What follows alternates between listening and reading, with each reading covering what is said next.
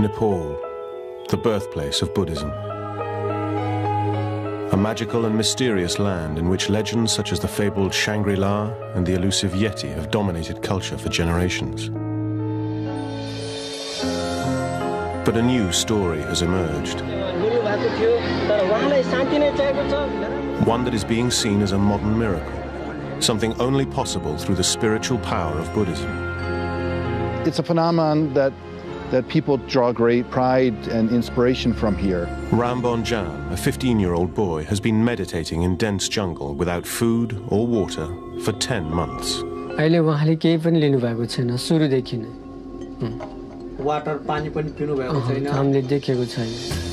Many suggest he is a physiological and cognitive freak with such immense power of mind over matter that it could change the way we look at modern science and medicine forever. If he's truly gone without food and water, it's difficult to explain on a purely scientific basis, so you would have to bring in spirituality in here. As millions of pilgrims flock to the site, we'll explore the truth. To see that in the middle of Nepal, in the middle of all the crowds around, that's very, very special and very questioning, of course. Is he the second coming, Buddha reincarnate? Or is this something far more sinister? An elaborate hoax in which a young boy is being starved to death before our very eyes for profit.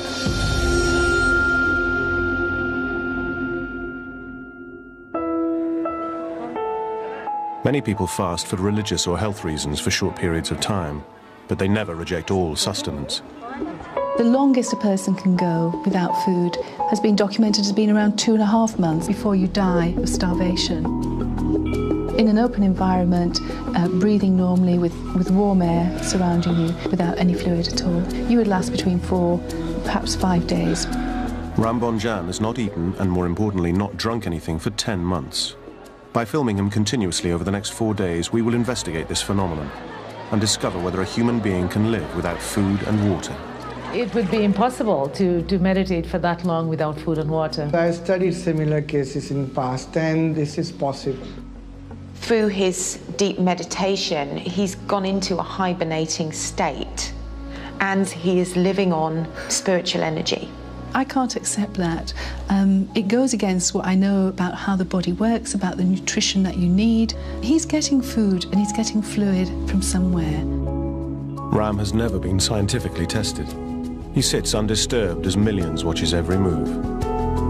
If he did the same thing in Birmingham or in Baltimore, I'm not sure that the society would perceive him in the same way.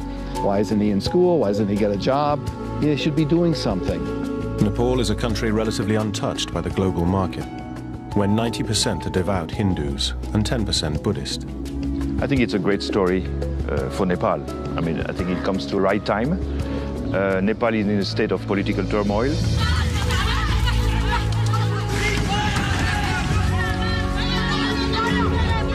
So I think it's very interesting that all of a sudden there is this birth of a myth in front of our eyes, just starting. Nepal faces a stark, desolate reality without its religious beliefs. I don't know if the story of Ram Bahadur Bomzan appeals to a certain consciousness now, looking for some saint, some figure, someone who can perform miracles at a time when life seems so tawdry and broken and uncertain. As science progresses, it's pushing God further and further out. And where science hasn't yet encroached, you will find God. Ram began meditating in May 2005. By November, the remarkable story hits the press worldwide. Newspapers claim fake. Government officials say that the boy's local supporters have received around £4,000 in donations. Up until now, no film crew has been allowed up close. We will attempt to be the first to obtain proof of the claims of the Buddha boy. With fierce loyalty, his followers hide him at certain times of the day. This has drawn suspicion, but who are these followers, and what are their motives? What has happened is that because of the people who've started coming in, it's turned into kind of a circus. Soon, roads become nothing but dirt tracks. After traveling more than 12 hours from Kathmandu, the last 40 kilometers through dense jungle, suddenly a gate manned by sentries bars the way any further. And we're diverted to a bustling temporary city of hawkers, fast food sellers, and a bus park in the middle of nowhere. Previously, we used to farm only, but now there are jobs available. There is good income. Amazingly, 10 months ago, there was nothing here but jungle. The city has been expanding at an astonishing rate ever since the boy began his meditation. There is a kind of economic desperation which perhaps a phenomenon like this would attract people. I used to run a restaurant in the city, but this one makes much more money. After walking 5 kilometers from the temporary city with the throngs of devotees, we are confronted by crowds 20 deep and the boy surrounded by a series of barbed wire fences. We have to fight our way through just to get a glimpse from the 50-meter fence.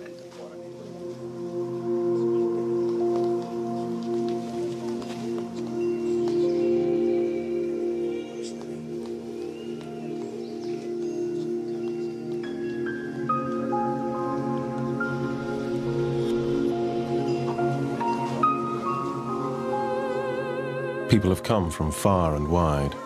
Many have walked for days. Some give offerings, others pray, or give donations. We need to get closer than the fence is allowing us, and soon realize that Ram's eldest brother is running the site. Grandiosity Bonjam leads the committee, an 18-strong self-appointed group set up to protect the boy's welfare, and it will be his decision if we are allowed to film. Today I'm busy. Maybe tomorrow is a good day. Finally, he lets us film inside the 50-meter boundary.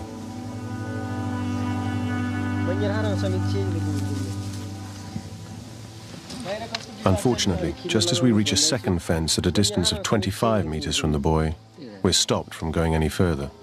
So it is here we start recording. By the end of our first day, Ram has not moved a muscle since we began filming 8 hours previously. If you wanted to prove that he really wasn't taking any fluid at all, you would have to film continuously for at least 4 to 5 days. At 10 p.m. we are moved back to the 50-meter fence, too far away for our infrared cameras to pick out the boy. Without water, even under reasonably good conditions, you're talking about lasting no more than about 4 days. He's trapped behind a gate padlocked by the brother. He has the only key. It is the only access in or out. By staying at the site and continually filming, we hope to find some clues to support Buddha Boy's remarkable claim.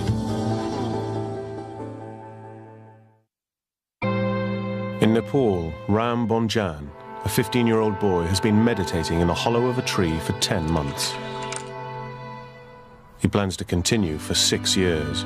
I do know of a case of a medical student who did survive without food for something like 43 days, but he was able to survive on snow.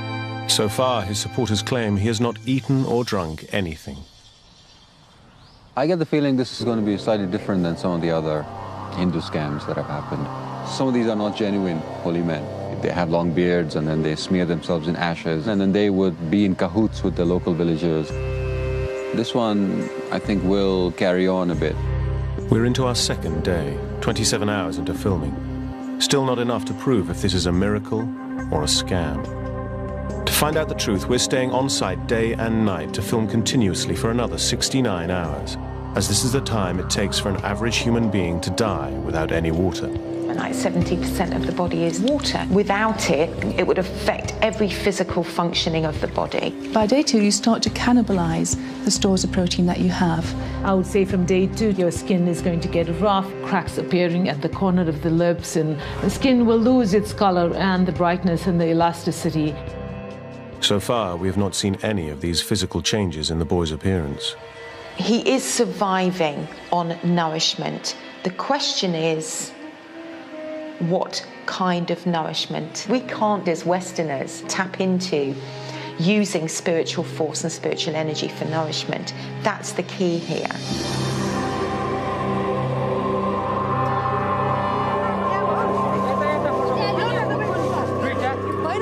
Every morning, an army of hawkers move in, selling Buddha Boy merchandise, including brochures, photo albums, and DVDs.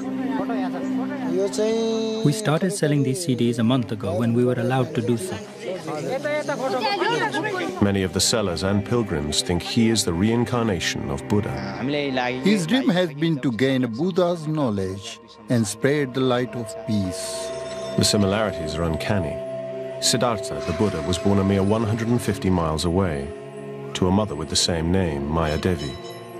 Both chose to meditate for 6 years under the same type of tree and follow a life of abstinence. Buddha eventually found enlightenment through meditation, and that is what Ram is trying to achieve.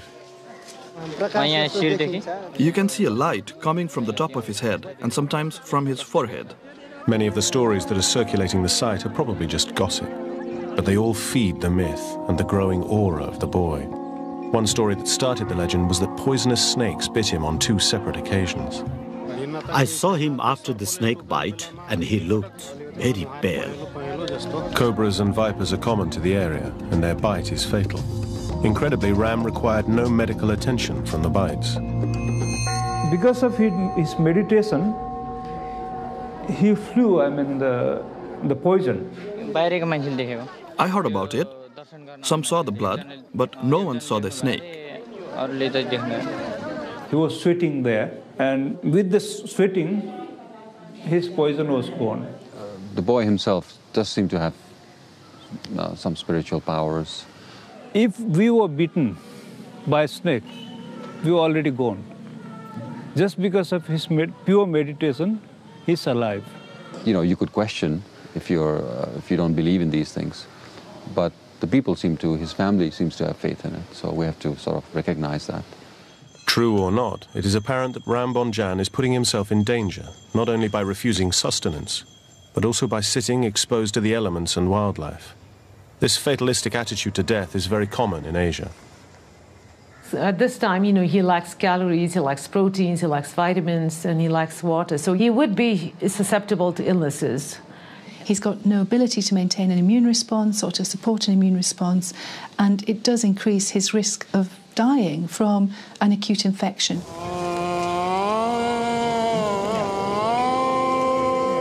This lack of fear in dying is reflected in the way Nepalese conduct their funeral rituals. In the West, they're private, sad affairs.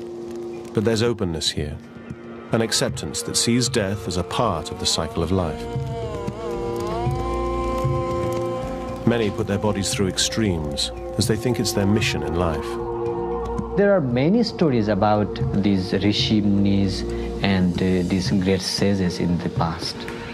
Some of them could live without food and water for many years, not many months. In modern literature, Giri Bala, the non-eating saint, survived without food and water for 66 years, the longest time on record. Today there are many that claim extreme fasting, from Pilot Bubba, who survived underwater for 5 days without breathing, to Yog Mata, who buried herself alive for 72 hours. Even in Buddhist philosophy, there are people like that. 5 hours into the second day of watching Ram, detained at the 25-meter fence, a chance arises to try and find some answers to this extreme fasting phenomenon. Lama Lekshe, Grand Master from India, runs several monasteries around the world. It was at one of these that Ram was taught meditation. The Lama has come to check on his pupil and allows us to follow him into the inner sanctum. The boy belongs to Kiku Buddhist monastery, which is in India, in Himachal Pradesh. And that monastery belongs to the Sakya tradition of Tibetan Buddhism. Very little is known of Sakya, one of the 4 Buddhist traditions. Its leaders keep their teachings a closely guarded secret. Buddha's teaching or our practice is not for your fame, not for your reputation, not to collect so many disciples. We usually don't expose much.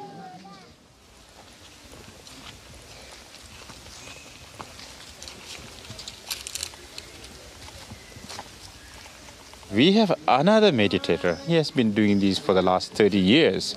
Today, his hairs are so long that he can't stretch down, so he put the small back hanged up behind and then put all the hairs into that.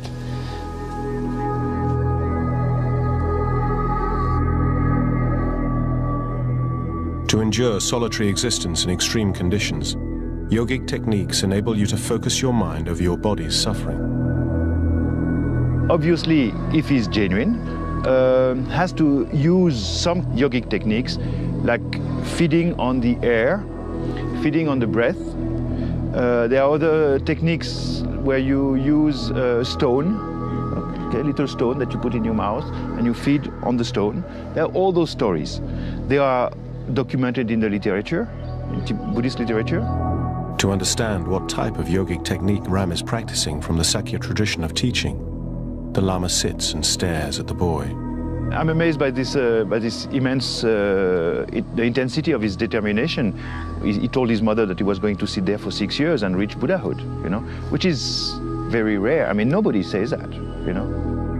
They sit facing each other for more than an hour in what seems to turn into a meditation duel. Sweat starts to form on Ram's face despite a lack of movement and an air temperature of only 15 degrees centigrade. To suddenly start pouring sweat from the face is a very strange phenomenon. He's managing to control his body's physiological process, which no one has demonstrated before. It's not something you ever see in Western society. So how that's being controlled is beyond my level of knowledge. When he was sitting down, I was doing my meditation. Actually, I was competing. And you know that the sweat came down. Okay, so why did you sweat? No, it's a secret thing I don't want to tell you right now. In ancient Buddhist texts, it is written there is a yogic technique called tumo, which increases the body's temperature under intensive meditation. Sweating is a side effect. The question is, a young boy like that, you know, how he has mastered this kind of techniques. Obviously, he has not practiced long time in caves or in solitude or in a monastery. So it's very rare, especially nowadays, to hear that somebody is doing it in front of everybody like that. I mean, totally live.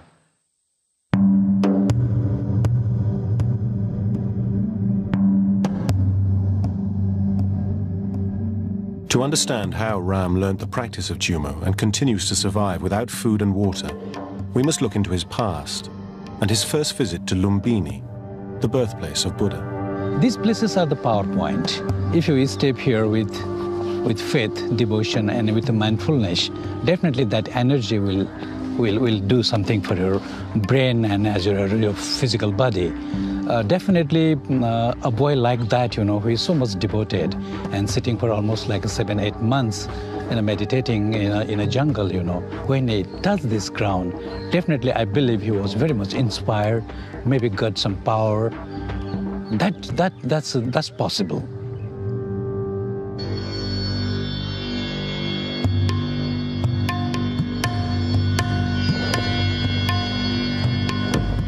After Lumbini, Ram chose to study at a secret Tibetan monastery near Dehradun, India, 10,000 feet up in the Himalayan mountains and cut off from civilization. There are many examples of monks practicing tumo intensive meditation in the hills nearby. Ram sort of gravitate toward this monastery, and at that moment, I think it was 2002, I think, or 2003, that he came. It's sort of like his own recognition. And but he's too different. He's too different. Why is he too different? There's something to like different to the other monks. Tumo is a particular form of Tibetan meditation where the exponents are capable of withstanding extremely harsh conditions with very little food, very little water, and very little clothing. Some lamas are doing meditation in the icy Himalaya. From their body they bring the heat. So same way, maybe he has done that. American scientists tested the theory in 1982. Monks were soaked in sheets of cold water. 45 minutes later, steam began rising through the cloth. Some of the studies that I've been doing have shown that even novices using Tibetan chanting can increase their tolerance to cold pressor pain by 100% or more.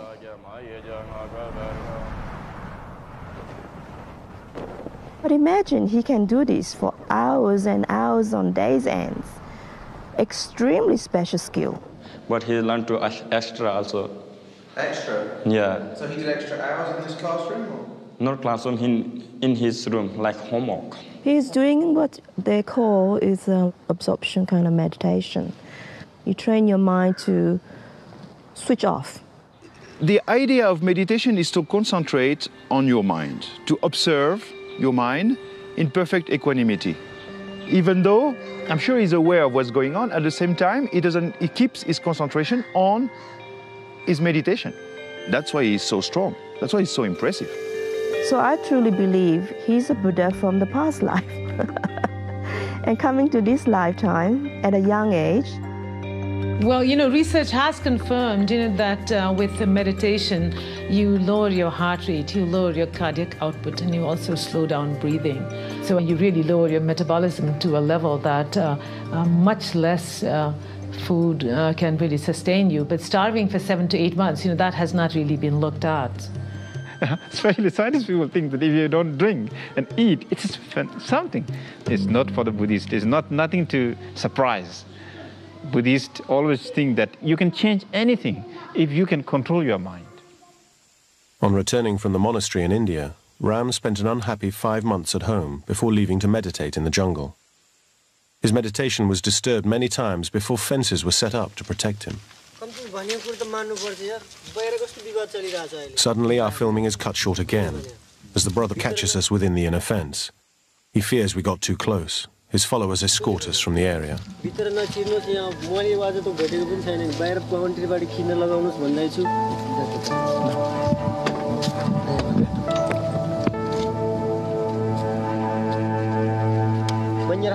It is only now that we notice the full scale of the operation that protects the boy. Dozens of disciples pace the perimeter.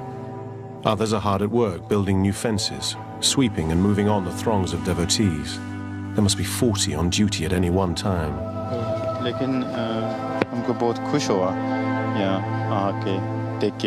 Ram's brother has created a fortress around the boy. He lives in constant fear that someone will one day break the meditation. Despite his hostility, the brother unexpectedly offers to take us to the village where Ram once lived, allowing a camera to be left at the site to continue filming to prove Ram doesn't move. Yeah, this is my house. There are 9 children altogether living in the modest family home. Yeah, this is kitchen rooms. Looking around, it appears life hasn't changed a great deal since Ram began meditating. Reports have said that donation money from the site is going into the pockets of the brother and his followers. But there is little evidence to suggest that the family are benefiting.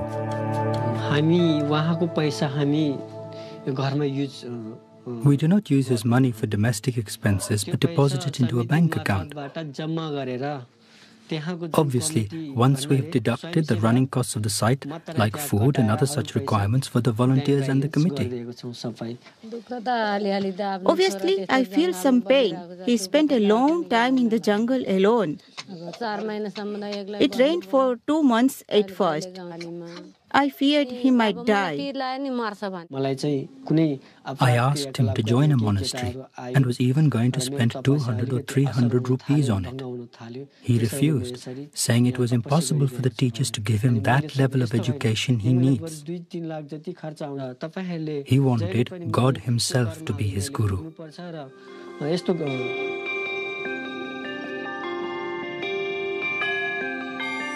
Just 10 months ago, Grandiosity was a farmer working the land in the village like generations before him. Now he has a big responsibility, running a flourishing business looking after Nepal's biggest tourist attraction, one that's growing every day. Thousands have been flocking to see him, and in the 3 hours we've been at the house, 350 monks turned up to pay homage. Ordinary 15-year-old boys are not wise like he is. He is special, he is a God himself. All souls have God within them, but he is a real God. The brother seems to enjoy the power, holding court, giving press interviews and speaking to visitors. Scam or not, what Grandiosity has done is pretty remarkable, turning around what was an impoverished part of the country and uniting its local people. But how long can his authority remain unchallenged?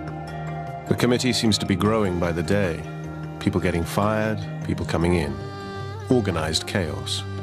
They all want a slice of the pie. Ram Bonjan has been sitting under a tree in the jungle of southern Nepal. His supporters claim without food or water for 10 months. 48 hours ago, we started filming continuously, day and night. Just what should his body be going through? By day 3, you stop producing urine. The person's blood pressure will fall because there's not enough fluid in the system to maintain the circulation. His cheeks would really start to get hollow. Your skin is going to get rough and it would crack more easily, it would bleed more easily, especially if someone is sitting in the environment and not really protected from the elements, the rain and the sun and the cold weather. Ram still looks exactly the same. We've not witnessed him move, eat or drink anything since our arrival. But strangely, we've seen him sweating profusely, an indication he's practicing tumo, an ancient form of meditation. Could this yogic technique explain how he is managing to survive and stay so healthy? Through the power of his mind, he's been successful in physically lowering his whole metabolic state, so therefore his requirements are also going to drop to 200 to 300 calories in energy terms a day. He'd have to be taking some nutrition from somewhere. Perhaps it was a tree sap. He would be getting sugars from that, and that would modify fast. That would protect some of his protein stores. I think he's practicing types of ancient yogic exercises where you can feed on one breath or feed on the element in the air. The bark of the peepal tree that Ram sits under can have a powerful healing effect on skin complaints, such as the physical signs of dehydration. However, its sap is poisonous, and its berries, while edible, only appear for 2 months of the year. He must be surviving on something else. So far, we've not seen anything to suggest he's being fed or allowed to leave the site. There's only one way out, and that is where we observe from. And we are not the only ones to be doing an investigation. Ram Bhakta Gurung and his science team have been doing independent research for the government and have been observing Buddha Boy for 6 days. We think even there is from morning to evening, like this meditation, it's not normal. Overnight, the temperature reaches a low of 3 degrees centigrade, the coldest night yet since our arrival. The investigators and security shiver under blankets, but Ram is wearing just a thin cloth. What you should see in a cold evening is him physically shivering. So if he isn't shivering, he's managing to suppress the natural urge to maintain his body temperature at 36.8 degrees centigrade. This is more evidence to suggest Ram is doing the yogic technique of intense tumo meditation, generating his own body heat and preventing the onset of hypothermia. At 6 in the morning, we rush into the enclosure. Someone claims there's a blue light coming from his head. We cannot see it. How is Ram surviving without moving? There are theories about surviving off the environment, but everything is just conjecture. Nothing is fact. Until now. A scientific breakthrough claiming evidence to suggest that extreme fasting may indeed be possible has just reached us from another part of the world.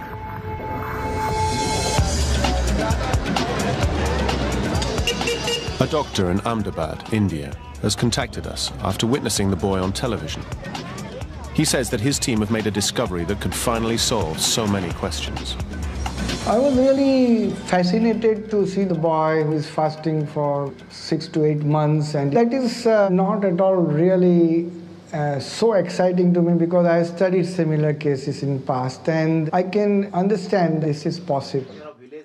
Dr. Shah's most famous case is Prahlad Jani, a holy man who claims he has not eaten or drunk anything since he was 12. I haven't eaten anything, not even now, even though I'm 80 years old. That made me really quite excited because I knew that this is something going to change the feeling of medical world. Although I walk 100, 200 kilometers in the jungle, I never sweat, nor feel tired or sleepy. I can meditate for 3, 8 or 12 hours or even months. Prahlad Jani recently spent 10 days in observation, watched and filmed 24 hours a day. Minute to minute, second to second. And he was kept in a cabin which was sealed from outside. The bathroom was sealed. One of my assistants would remain with him all throughout 24 hours in changing duty. Doctors would come throughout the day at different time, which was not be told to him. And we made sure that nothing can go wrong in the sense medical world should know that there was not a single loophole. They took blood samples from me 3 times a day, morning, afternoon and evening. They checked my kidney, brain and put machines all over my body. They were trying to find out which factors made my body work. They put machines inside my body also.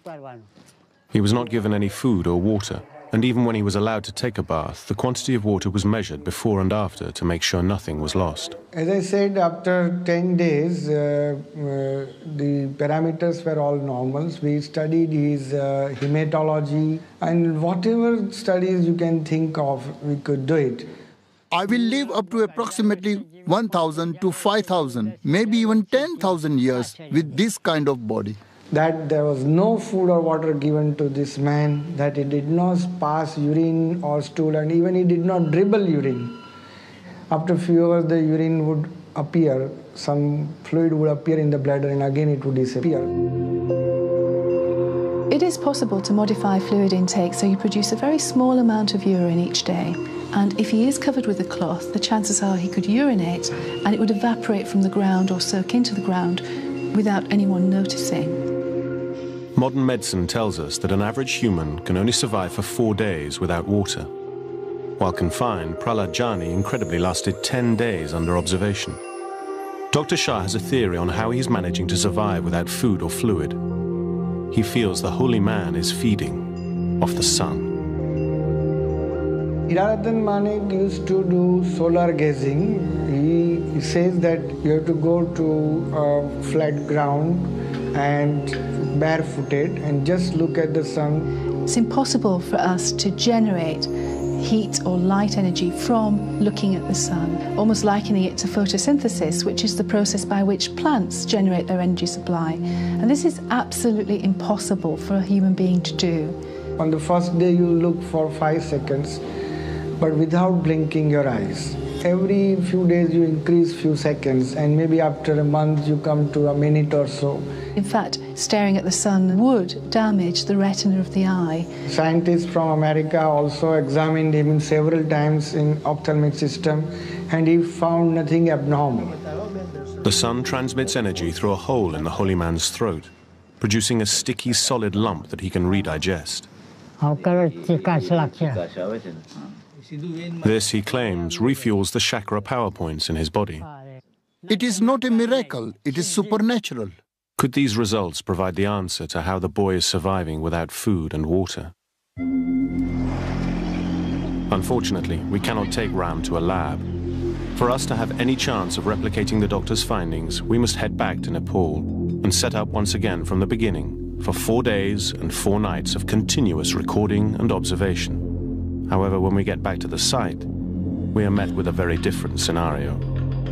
While we were away, 59 people witnessed Ram spontaneously burst into flames as fire erupted from his chest.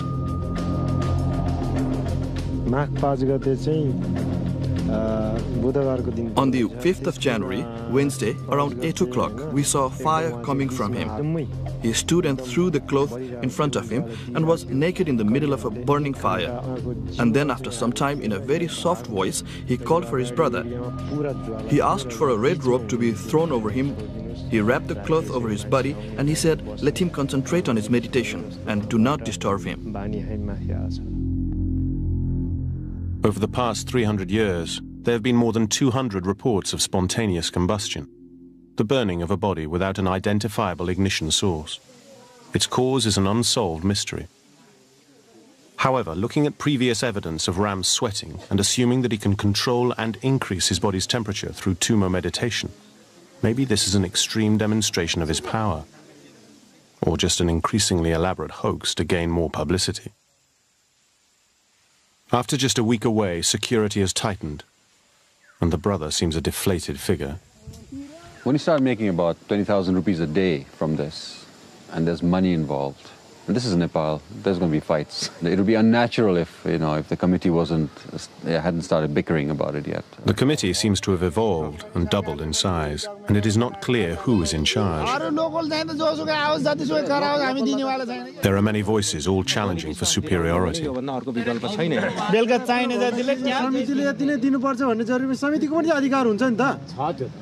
The family probably would feel left out of all this and probably feel like their son's original purpose has been defeated by all this money making, and that is very un-Buddha-like. There seems to be a split within the committee as to whether or not we are to be allowed to continue.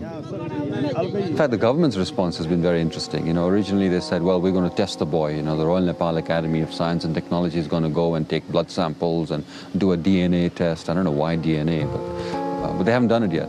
The government of Nepal requested us to visit that site and observe what's happening it. We went very close by and we observed very minutely. His body is almost dead, Only the head part is live. We are concerned about the way of meditation without having any food and drinks. And next to that, the propaganda.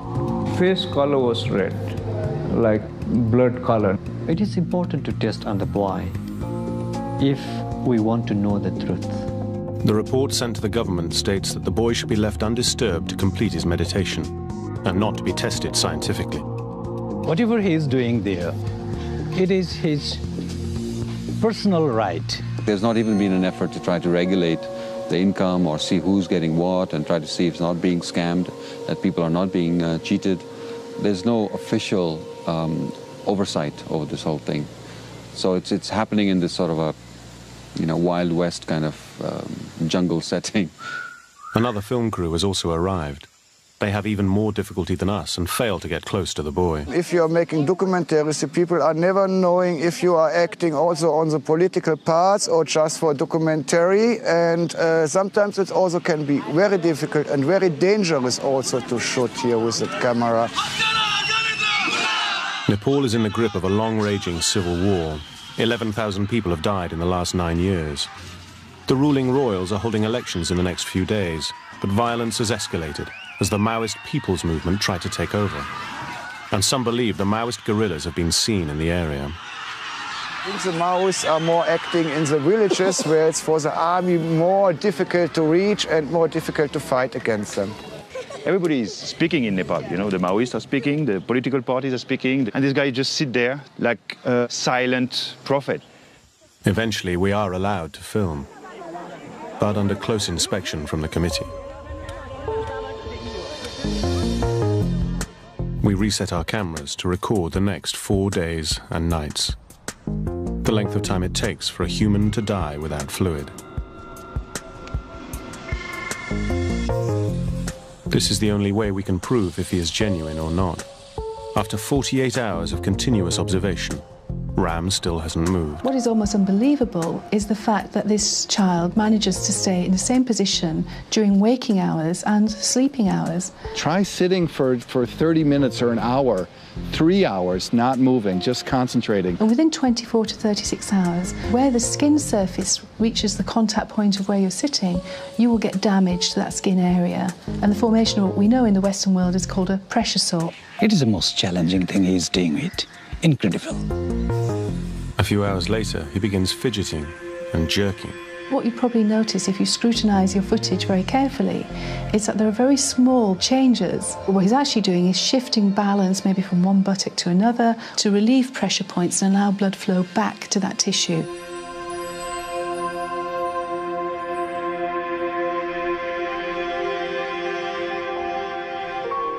As the sun sets, 60 hours into filming, and the committee take a tighter stranglehold, we find ourselves back with the family whose devotion for Ram remains undiminished. There are many that have altered their life to be in his presence. Some have never been home since arriving. Please stay here a couple of days and feel for yourself. It's wonderful.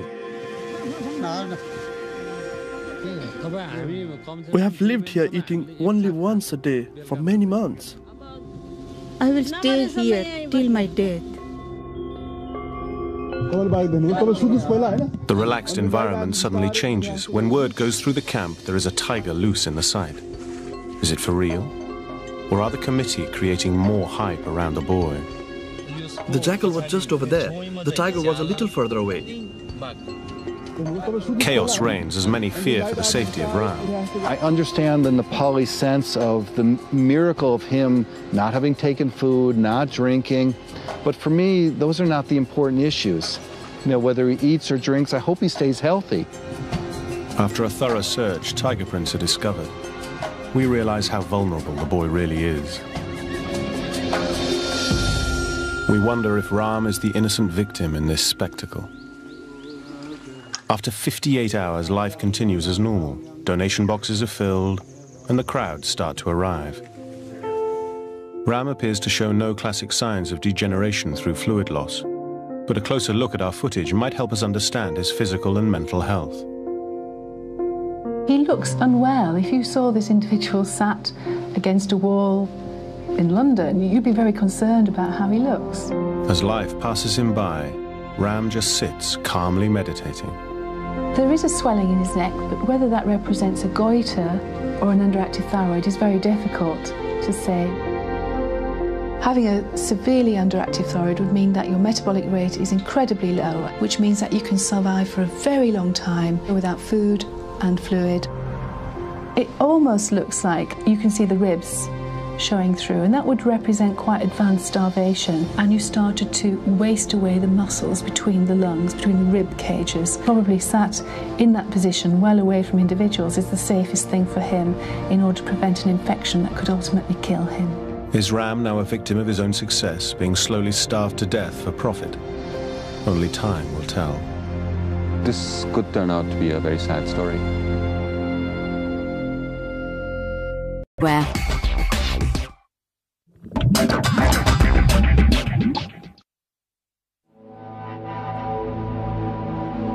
We have been observing Ram Bonjan continuously in the jungles of Nepal for 86 hours. In that time, we've not seen him take any food or fluid or show any signs of dehydration. An average human should be just a few hours away from death. With a prolonged deficiency of food and water, your brain is going to lack the glucose, you're not going to have enough fluid in your system. As you progress without those fluids, you become delirious. On day 4, that confusion will get worse. You may start fitting, your body is going into kidney failure, and ultimately the person dies of dehydration. To rule out foul play within the secure inner enclosure, we defy the committee and enlist Prem Lema, Ram's oldest friend and carer, to get a closer look. In the beginning, he used to walk around this tree in the morning, chanting mantras. After that, he meditated for 3 months before going into the deep trance that he's in today. After a thorough search inside the tree and the ground area surrounding Ram, there's nothing suspicious. No food pipes buried or supplies hidden. Are people there creating a scam for us to believe in? I hope not. It would be an elaborate scam to do that. Surely if it was a scam, someone within the committee would have let on, told the papers, weakened for money. The people in this area, they don't tell lies. They tell the truth that you have. That is also the proof. After 96 hours of filming, Ram has defied modern science by continuing his meditation and remaining alive. Many of the pilgrims at the site are from a scientific background and are torn by what they see. Is he a miracle or a myth? त्यति गरेपछि यो विज्ञान rewrite हुन्छ यो विज्ञान failure भयो हेर्नुस् यो modern मेडिसिनको म डाक्टरको कामै छैन यहाँ विज्ञान फेलर भन्ने मिल्दैन कि यसमा के छन् विज्ञानले अहिलेसम्मको जति आविष्कारहरू गरेको छ नि We have whole religions built around miracles. Jesus rose from the grave. Millions of people believe that. That's the center and core of their religion. Or do we say in another culture it's not possible? Everything is possible. त्यो meditation गरेर हैन त्यो medical साइन्सको कुरा गर्नुहुन्छ नि medical science पनि अझै पनि पूर्ण छैन हैन Prolonged fasting is not as simple as we understand. We all should explore the benefits of this kind of fasting. The debate over science and spirituality will always continue, and so too the tug of war between those who have Ram's best interests at heart and those who want to make a quick buck. It's very difficult when you have that belief that you have an individual that has transcended our normal biological needs of food and fluid. It's very hard to reject that if you truly believe it. Maybe the brother knows the answer. He has the key to the inner sanctum. He is the only one allowed to speak to Ram. He will continue to empty the donation boxes, reaping the rewards while the truth remains unresolved. The media people should not create confusion. He will show the truth himself. Despite the isolation, he has created a commodity, a celebrity icon for the whole of Nepal. Surely everyone's a winner in this situation. After 6 years, he will bring the proof to the world. He will tell the truth by himself.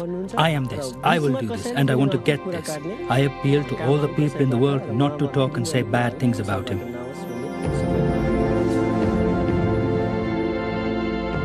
No one really knows what Ram is thinking, how he is surviving, or if he is Buddha. And so it turned out.